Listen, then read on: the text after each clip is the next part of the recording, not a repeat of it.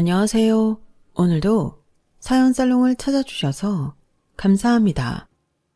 남편과 함께 커피 사업을 하고 있는 40대 여성이에요. 얼마 안 되는 인생을 사는 동안 잊을 수 없는 순간이 몇 번 있었어요. 좋은 일이었다면 좋겠지만 안타깝게도 저희 부부에게는 가슴에 사무치는 상처가 된 순간이었죠. 하지만 그로 인해 우리 가족은 똘똘 뭉치게 되었어요. 세상에 믿을 건 우리 가족밖에 없다는 걸 알게 되었으니까요. 지금이야 웃으면서 말할 수 있지만 한때는 정말 속으로 피눈물을 흘리며 어금니 꽉 깨물고 버텨야 했어요. 언제고 반드시 받은 대로 갚아주겠다는 생각을 하면서요. 그리고 15년이 지난 지금 우리 부부는 우리 눈에서 피눈물을 뽑은 인간들한테 제대로 복수할 수 있었어요. 그래서 이렇게 사연도 보내게 되었습니다.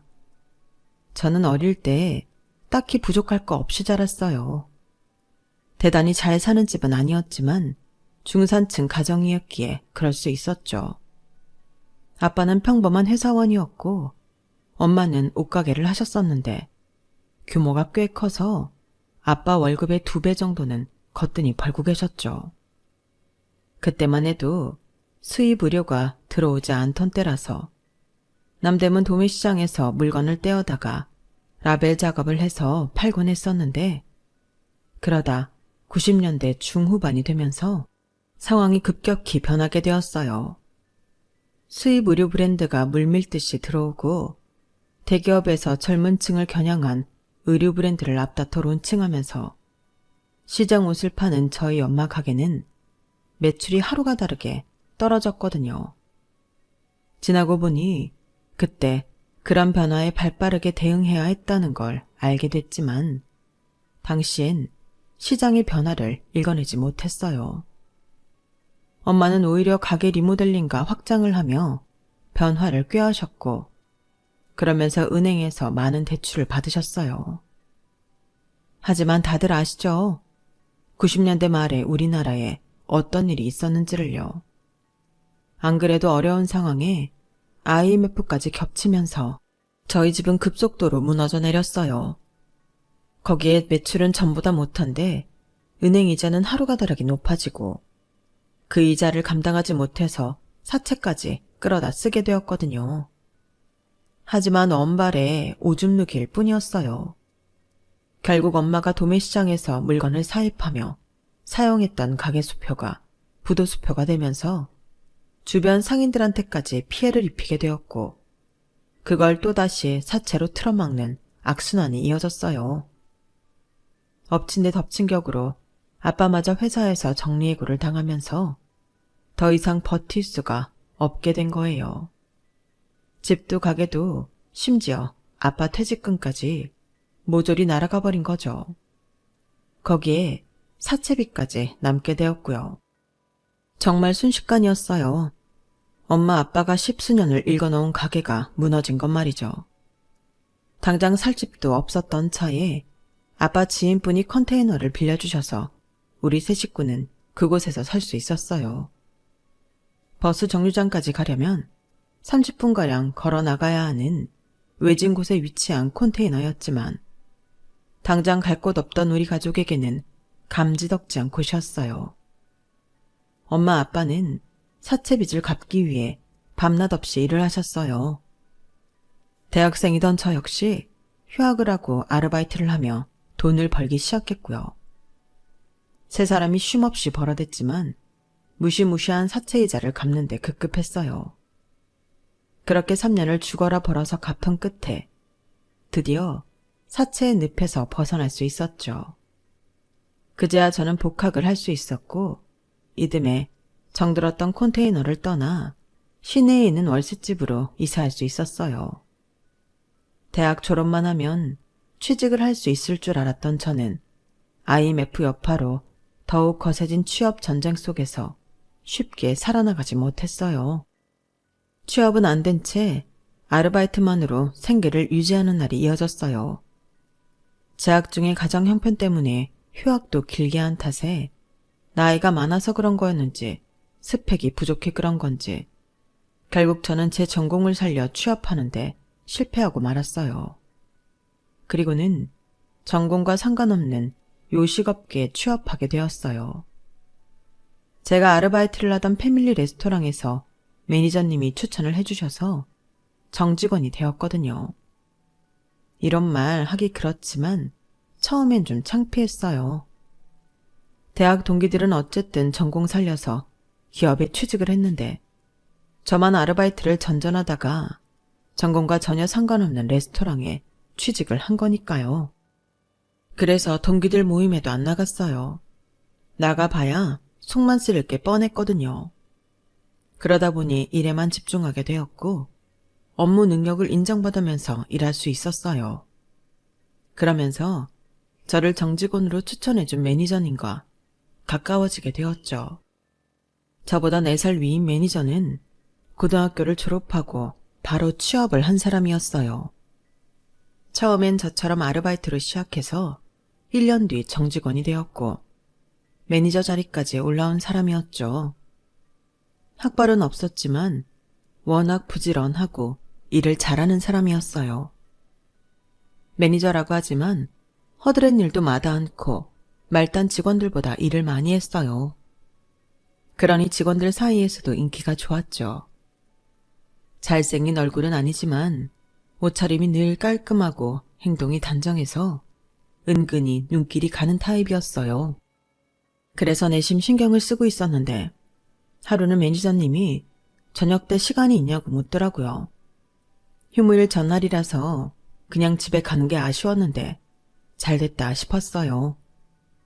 게다가 평소 매니저님한테 마음이 있었기 때문에 더없이 좋은 기회라고 생각했어요. 그렇게 단둘이 종로에 있는 이자카야에서 술을 마시게 됐는데 정작 먼저 손을 내밀었던 매니저님이 별 말도 않고 뚱한 환한 표정으로 술만 마시지 뭐예요. 이건 또 뭔가 했죠. 늘 당당하고 듬직하던 사람이 단둘이 마주보고 앉아있으니 이렇게 작아 보일 수가 없었어요. 내가 아는 그 매니저가 맞나 싶을 정도로요. 그 모습에 괜히 심통이 난 저는 제 앞에 술잔을 비운 뒤 이렇게 말했어요. 별로 하실 말씀 없는 것 같은데 그만 일어날게요. 잘 마셨습니다. 가방을 들고 자리에서 일어나려는데 그때 매니저님이 제 손목을 붙잡았어요. 저기 괜찮으면 좀 더 있다가요. 내가 할 말이 있는데 이런 건 처음이라 좀 떨리네요. 술을 마시면 나을까 했는데 정신만 더 멀쩡해지는 것 같고. 알고 보니 너무 떨려서 그랬던 거더라고요. 손에 든 술잔을 한 번에 원샷한 매니저님은 입술을 달착거리다가 드디어 입을 열었어요. 내가 연애를 해본 적이 없어서 많이 서툴 거예요. 국민학교 이후로 남중 남고만 나온 데다 형제도 위아래로 남자 형제들밖에 없어요. 그래서 여자는 잘 몰라요. 그러면서 초조한 눈으로 저를 빤히 보는 거예요. 그래서 어쩌라는 거냐고 묻고 싶었지만 진심을 다해 말하는 매니저님이 너무 안쓰러워 보이기도 하고 귀엽기도 해서 뒷말이 이어지기를 기다렸어요. 그랬더니 경화씨, 나랑 결혼할래요? 아니, 그게 아니라 먼저 한번 만나고 괜찮으면 결혼도 하고 정 아니면요? 한번 만나보고 아니면 어떻게 할까요? 거기서 끝내요? 아니, 그건 좀 가위바위보도 3세판인데 한번 만나보고 아니다 싶으면 2번, 3번 만나보고. 자기도 자신이 무슨 말을 하는지 잘 모르겠는지 멍한 표정으로 버벅거리는데 화나기보다는 웃음이 났어요. 연애 경험도 없는 사람이 얼마나 용기를 내서 이 자리를 마련했나 생각하니 거절을 못하겠더라고요. 애초에 거절할 생각도 없었지만요. 그래서 그날부터 매니저님이랑 만나게 됐고 3번의 데이트 이후에는 본격적으로 사귀게 되었어요. 직장에서 몰래 사내 연애를 하는데 은근 스릴도 있고 짜릿하더라고요. 전에는 휴일 다음날 출근하는 게 그렇게 싫었는데 연애를 시작하고부터는 출근 시간이 기다려질 정도였어요. 그렇게 3년간 우리는 비밀 사내 연애를 이어갔고 드디어 결혼을 하게 되었어요. 남편은 3남 중 둘째인데 맏형은 4년 전에 결혼을 했고 막내 동생은 아직 미혼이었어요. 아주버님과 형님은 명문대 CC로 아주버님은 대기업에 다니고 형님은 은행에 다니고 있었어요. 그렇다 보니 결혼하고 3년 만에 집도 사고 생활도 많이 안정된 편이었죠. 시동생은 아직 결혼은 안 했지만 결혼할 상대가 있는 상황이었어요. 상대 여자는 시동생이 다니는 회사 대표 딸이었죠. 그렇다 보니 남편 형제들에 비해 저희 부부만 직업도 월급도 많이 빠지는 상황이었어요. 그래도 가족끼리 질투할 상황은 아니라서 별로 신경을 쓰지 않았는데 나중엔 그게 우리 부부의 발목을 잡더라고요. 아무튼 처음 인사를 드리러 시댁에 찾아간 날 시부모님이 그러시더라고요. 나는 그래요. 부모는 자식 대학 공부까지 시켰으면 할 일은 다 했다고 봐요. 우리 큰애도 지가 벌어서 결혼하고 집 사고 다 했거든. 그래서 말인데 혹시라도 우리 쪽에서 뭘 해주길 바란다면 그런 기대는 안 하는 게 좋아요. 다 큰 성인인데 결혼은 자기들이 알아서 해야지. 딱히 부모님께 뭔가를 바랐던 건 아니었지만 처음 만난 자리에서 면전에 대고 바로 말씀을 하시니 조금 놀라긴 했어요. 저희 집 사정도 그렇게 넉넉한 편은 아니라서 처음부터 우리는 우리가 번 돈으로 작게 시작하기로 했기에 계획대로 결혼 준비를 했어요. 가진 돈으로는 월세로 가는 게 맞았지만 매달 나가는 돈이 아깝기도 하고 차라리 은행 대출을 받아 전세로 가는 게 이익이라서 전세 대출을 받았어요. 그런데 생각지도 못한 일이 일어난 거예요. 결혼하고 1년쯤 지났을 무렵 본사 재정이 흔들리면서 계열사인 저희 레스토랑을 정리한다는 소문이 돌기 시작한 거예요. 그리고는 바로 정리해고가 시작됐어요. 가장 불리한 건 저희 부부였어요. 둘 중 한 사람은 나가야 하는 상황이었죠. 결국 급여가 높은 남편을 대신해 제가 퇴사를 하게 됐어요. 바로 재취업을 하기는 했지만 전 직장보다 급여가 낮아서 생활은 전보다 많이 힘들어졌어요. 그런 와중에 시동생이 결혼을 하게 되자 아주버님이 전화를 하셨더라고요. 막내 결혼하는데 뭐라도 해줘야 하지 않겠니? 집사람은 너희랑 각각 500씩 해서 1,000만 원 만들어주자고 하는데 네 생각은 어떠니? 아, 이거 어쩌지? 형, 실은 우리 집 사정이 요즘 좀 안 좋거든. 야마, 아무리 안 좋아도 둘이 버는 게 굶고 사는 건 아니잖아. 더 결혼할 때 난 뭐 넉넉해서 500이나 해줬냐? 형이니까 내가 힘들어도 해준 거지. 그럼 우린 우리대로 할 테니까 너희는 형편대로 알아서 해라. 사실 아주버님 말에는 약간의 어폐가 있어요. 저희가 결혼할 때 아주버님이 신혼여행비 하라며 500만 원을 주신 건 맞아요.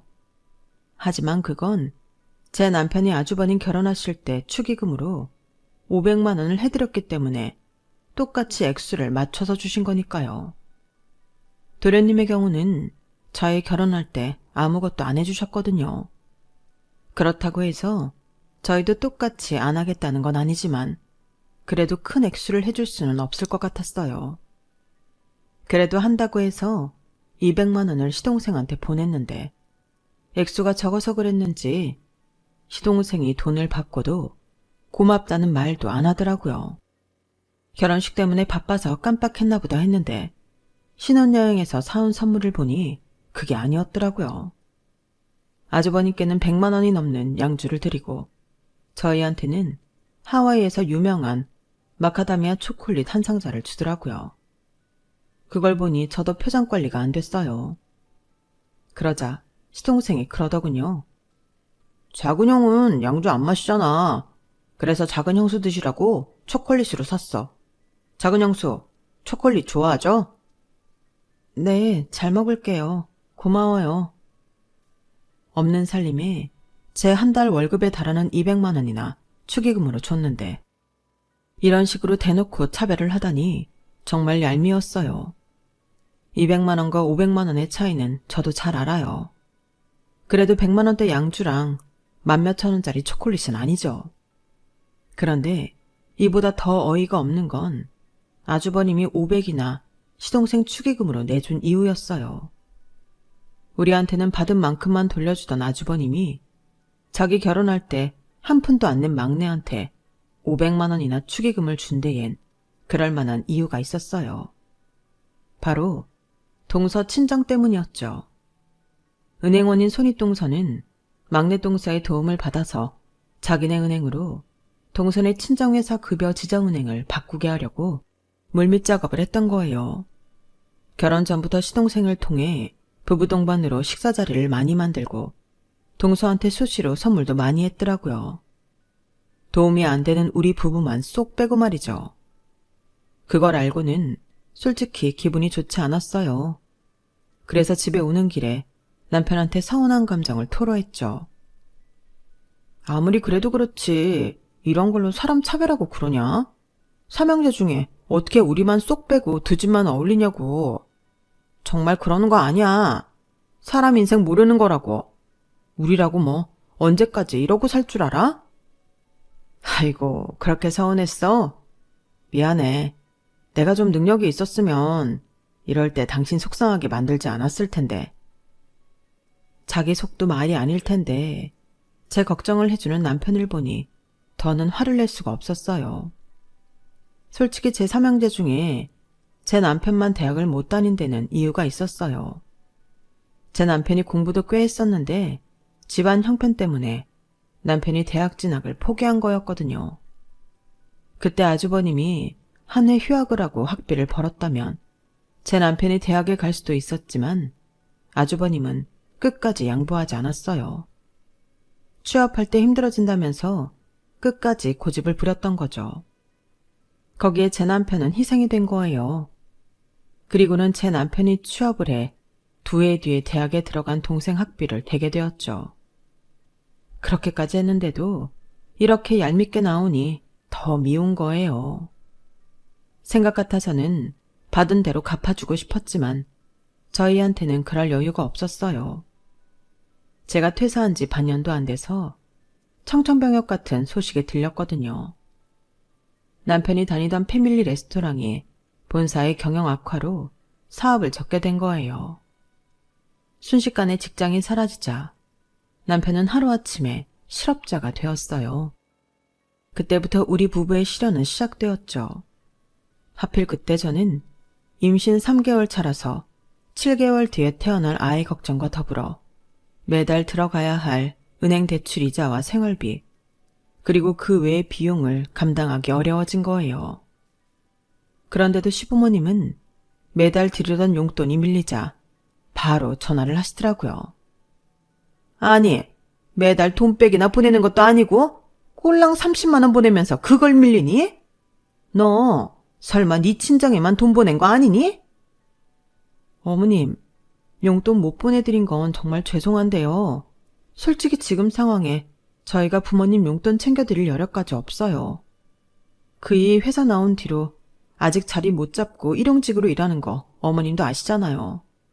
그리고 저희 친정 부모님은 우리 그이 직장 그렇게 되고부터 저희가 드리는 용돈 안 받으세요. 오히려 김치며 쌀이며 매달 보내주신다고요. 어머머, 얘 말하는 것 좀 봐. 너 지금 내가 니네 집에 김치 쪼가리 안 갖다 줬다고 시위하는 거니? 쌀 좀 안 파다 줬다고 시애미한테 성질내는 거냐고. 세상에, 누가 시애미고 누가 며느리인지 모르겠네. 그래, 더럽고 치사해서 앞으로는 네가 주는 돈 안 받을란다. 그깟 30만 원 가지고 이렇게 생색내는데 내가 그 돈을 어떻게 받겠니? 어쩜 이렇게 다른 며느리들하고 다른 건지. 이런 거 보면 있는 집에서 자란 애들이 확실히 가정교육도 잘 된 것 같다. 큰애도 그렇고 작은 애도 그렇고 매달 용돈 보내고 철마다 옷이며 구두며 사다 나르면서도 너처럼 건방은 안 떨어. 네가 심보를 그렇게 쓰니까 네 남편 하는 일이 그 모양이지. 참, 누가 보면 남의 자식 얘기하는 줄 알겠어요. 제 남편도 엄연히 자기 아들인데 어쩜 그렇게 함부로 말을 할 수 있는 건지 정말 이해가 안 가더라고요. 그날 시어머니 전화를 끊고 얼마나 울었나 몰라요.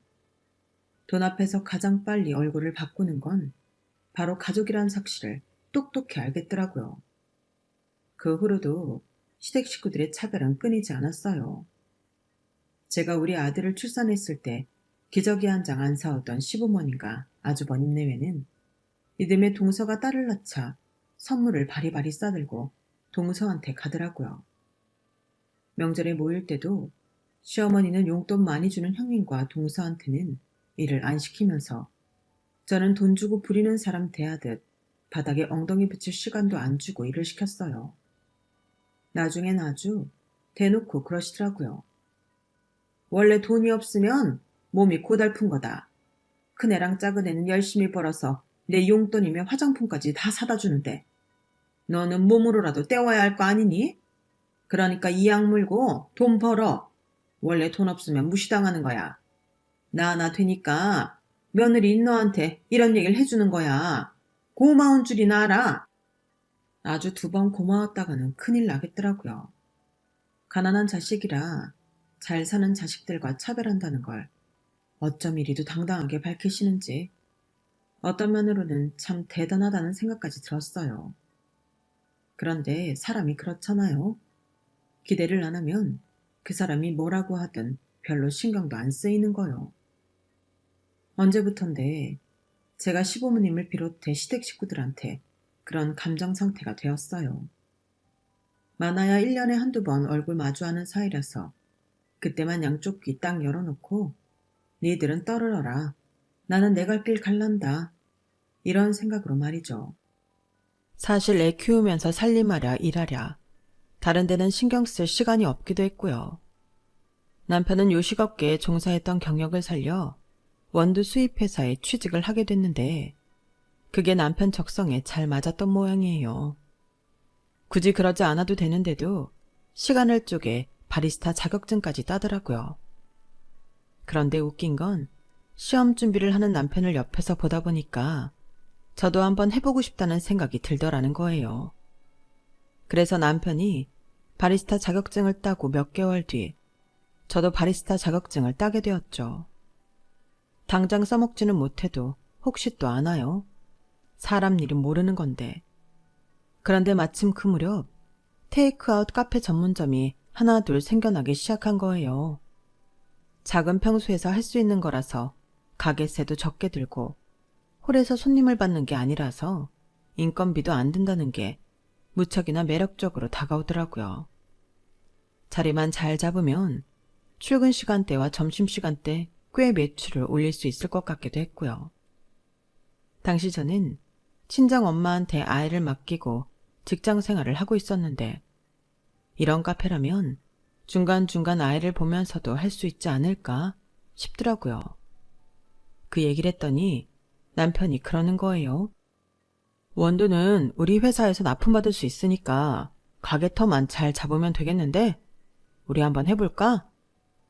남편은 원두와 생두를 납품하는 가게 사장님들을 통해 커피 전문점 창업에 대한 정보를 얻었고 3개월 정도 시장 조사를 한 뒤에 주말마다 저와 함께 가게 자리를 보러 다녔어요.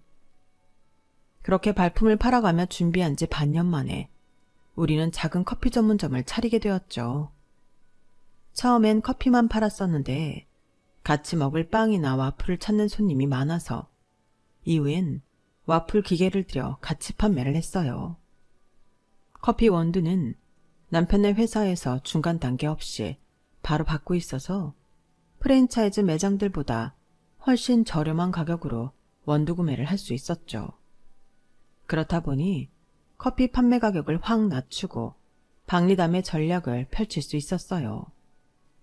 처음 몇 달은 출근 시간대 오픈을 해서 퇴근 시간대에 맞춰 문을 닫았는데 하루는 남편이 그러더라고요. 내가 퇴근해서 몇 시간만이라도 가게 좀 볼까? 어차피 일찍 닫으나 늦게 닫으나 가게세는 똑같이 나가는데 늦게까지 가게 문을 열면 커피도 더 팔릴 거 아냐. 퇴근하고 와서 가게까지 보면 너무 힘들지 않겠어? 그리고 그 시간대에 커피를 몇 잔이나 판다고 힘들게 그래. 그냥 집에 와서 쉬어. 낮 시간에 버는 것만으로도 내 인건비는 빠지니까.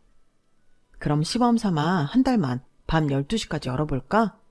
해보고 돈이 안 되면 안 하면 되니까.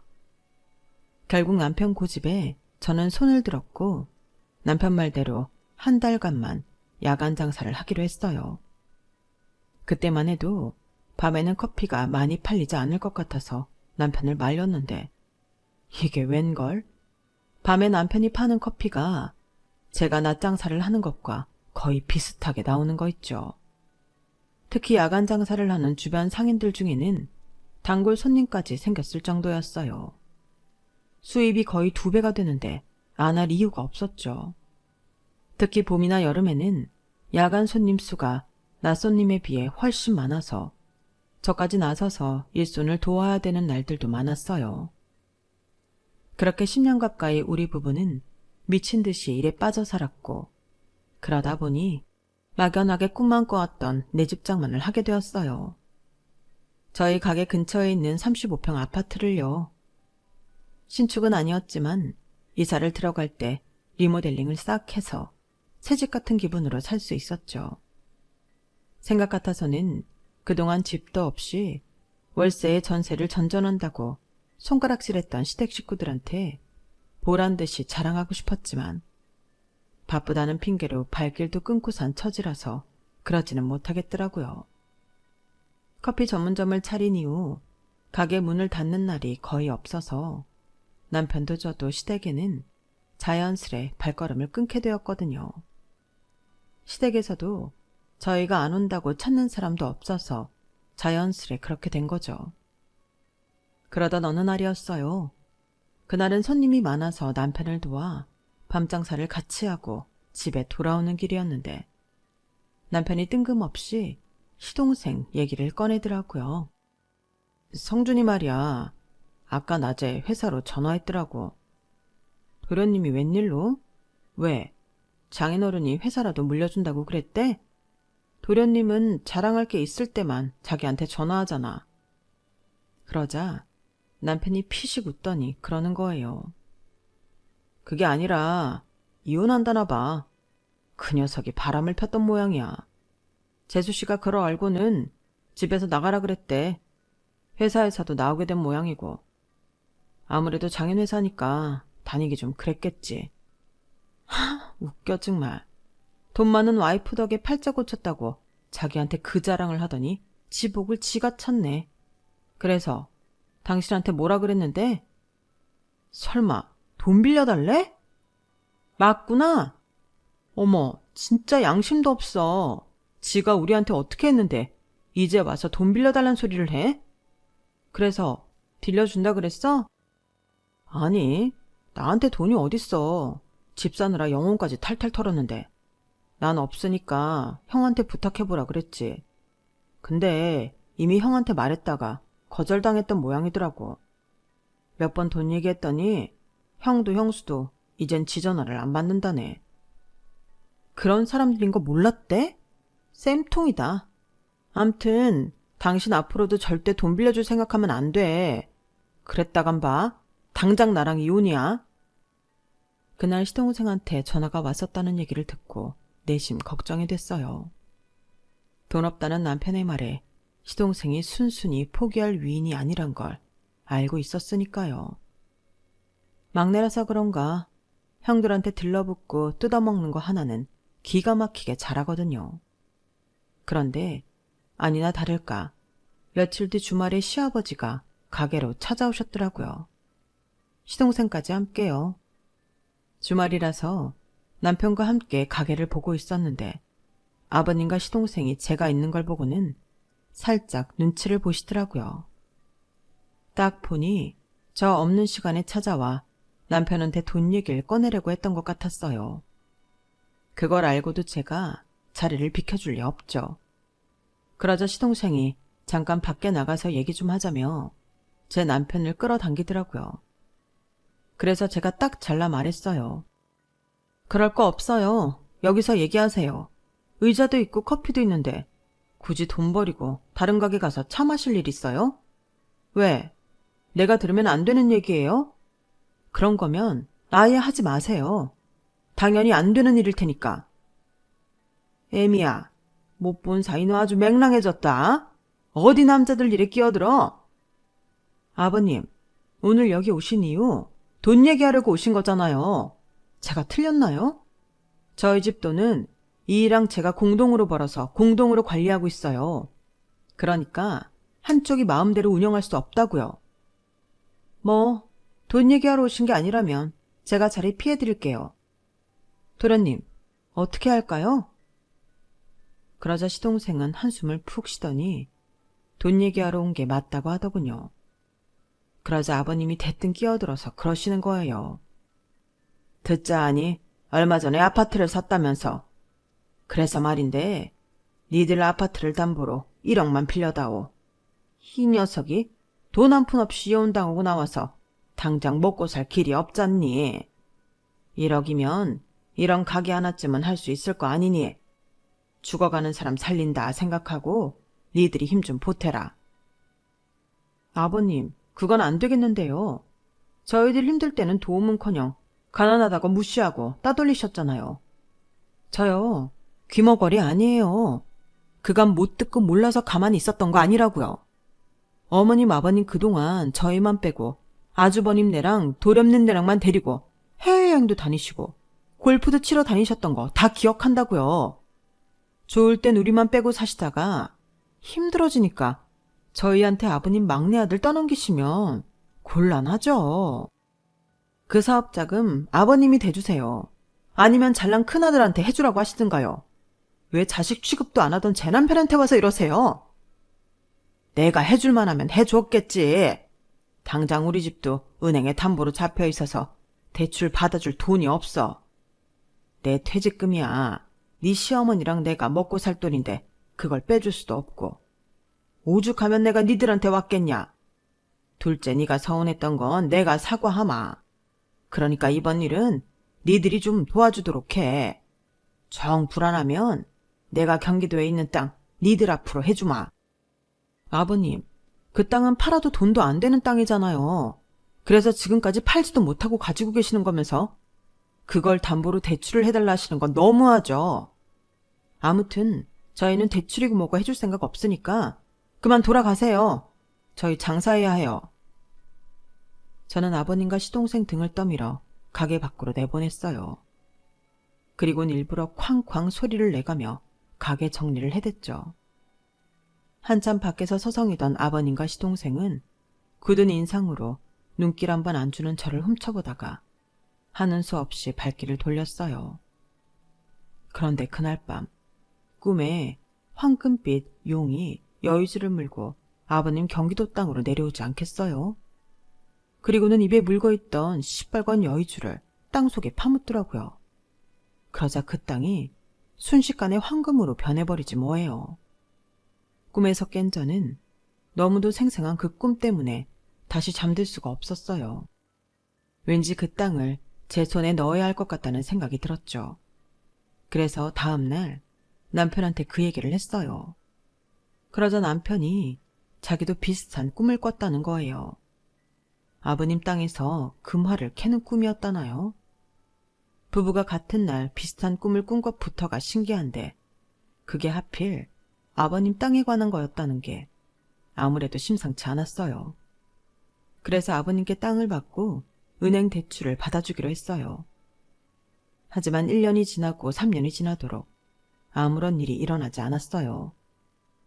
오히려 그 사이 시동생이 하던 가게가 망해서 대출금 중 4천만 원을 저희가 대신 갚게 되었죠. 꿈 때문에 돈만 손해봤다 생각했는데 6년이 지난 어느 날 아버님한테 받은 땅 주변이 신도시 건설과 맞물려 개발이 된다는 기사가 뜬 거예요. 그래서 남편과 함께 아버님 땅 근처 부동산에 가서 시세를 알아보았어요. 그랬더니 세상에 5억이 훨씬 넘더라고요. 그런데 여기서 아직 한참 더 오를 거라면서 팔지 말고 몇 년 더 묵히라고 하더라고요. 그 말을 듣고 우리 부부는 땅을 팔지 않고 손에 쥐고 있었어요. 그리고 3년 전 봄, 그 사이 땅값은 무려 10배가 올라서 50억가량이 되었지 뭐예요. 4천만 원 대출금 갚아주고 50억을 번 셈이었죠. 그 소식을 들은 시댁 식구들은 불이 나게 저희 집으로 달려왔어요. 아버님은 당장 땅을 돌려달라고 생떼를 쓰셨고, 아주버님과 시동생은 삼형제가 똑같이 나눠 가져야 된다고 목소리를 높이더군요. 어머님은 마침 저를 땅도둑처럼 몰아세우셨고요. 아주 가관도 아니었어요. 도대체 왜들 이러세요? 왜 남의 땅에 그렇게들 관심이 많으시냐고요? 저요, 이 땅 아버님한테 사기쳐서 받은 거 아니에요. 도련님 가게 차리는데 저희 집 담보로 1억 대출해준 대가로 받은 거라고요. 대출만 받아줬나요? 도련님이 안 갚은 4천만 원도 우리가 대신 갚았어요. 그 당시 땅값이 1,000만 원도 안 됐던 거 아버님도 기억하시죠? 그러니 제가 3천만 원이나 손해보고 받은 땅이 10배가 되든 100배가 되든 내 땅이라는 거엔 변함이 없다고요. 그러니까 남의 땅에 침 흘리지 말고 다들 돌아가세요. 아니 형수님, 가족끼리 정말 이럴 거예요. 남도 이렇게는 안 하겠어요. 그러자 남편이 시동생 말을 자르며 끼어들었어요. 가족? 우리가 언제부터 가족이었냐? 나랑 이 사람 지금까지 당신들 앞에서 가족 대접 받은 적이 단 한 번도 없어. 거지 새끼 취급은 받았어도. 그래도 살다 보니 이런 날이 다 오네. 당신들이 우리 집에 돈 구걸하러 오는 날 말이야. 형, 우리가 언제 형이랑 형수를 거지 취급했다고 그래. 가족이니까 편해서 좀 실수를 했던 거지. 난 정말 나쁜 뜻은 없었어. 실수요? 어머. 도련님, 입은 삐뚤어져도 말은 바로 해야죠. 그게 어떻게 실수예요? 당신들이 언제 우리 부부를 가족 대접이나 해줬어요? 그래놓고 이제 와서 땅값 올랐다니까 득달같이 달려와선 부모 형제 타령들을 해요? 우리가 돈 없을 땐 거들떠도 안 보던 사람들이 어쩜 이렇게 양심이 없나 몰라. 저요, 남한테 받은 건 확실히 돌려주는 사람이에요. 그런데 당신들한테는 좋은 걸 받은 기억이 하나도 없네요. 가난하다고 멸시와 조롱받은 거밖엔 아무 기억이 안 난다고요. 그러니까 험한 꼴 당하기 싫으시면 조용히 돌아가세요. 혹시나 해서 하는 말인데 앞으로도 우리 집에 찾아와서 가족이니 뭐니 되도 않는 소리 짓거리면 나 그땐 정말 머리에 꼭 꼽는 수가 있어요. 미친년 칼춤 보고 싶으면 어디 한번 해보라고요. 그동안 가슴에 꼭 끌어안고 살았던 서름을 한 번에 터뜨린 저는 시댁 식구들을 우리 집에서 내쫓았어요. 언제고 반드시 받은 대로 대갚아주겠다는 결심은 이렇게 10수년이 지난 지금에서야 실현이 되었답니다. 현재 저희 부부는 땅을 팔고 받은 돈으로 경기도에서 커피 전문점을 크게 하고 있어요. 이제는 정직원도 3명이나 두고 아르바이트생도 쓰면서 운영을 하고 있죠. 남편은 기왕 시작한 거 제대로 커피 사업을 해보겠다고 근처에 커피 공장을 짓고 있는데요. 그게 완공이 되면 직접 생두를 사다가 로스팅까지 해서 판매할 예정이랍니다. 가난해서 형제들한테마저 외면당하던 우리 부부는 힘든 시간을 서로 의지하면서 살아왔고 마음속으로만 품었던 복수도 할 수 있었어요. 지금 이 순간 혹시 저희 부부처럼 힘겨운 시간을 보내는 분들이 계시다면 끝까지 용기 잃지 마시고 버텨보세요. 그러면 그 끝에는 웃는 수가 있는 순간이 반드시 있을 겁니다. 저희 부부가 그랬던 것처럼 말이죠. 지금까지 제 사연을 들어주셔서 감사합니다. 건강하시고 항상 행운이 가득하길 바랍니다. 여러분, 사연 댓글에 응원과 현명한 조언 부탁드려요. 좋아요와 구독은 저에게 큰 힘이 됩니다. 오늘도 좋은 일 가득하세요.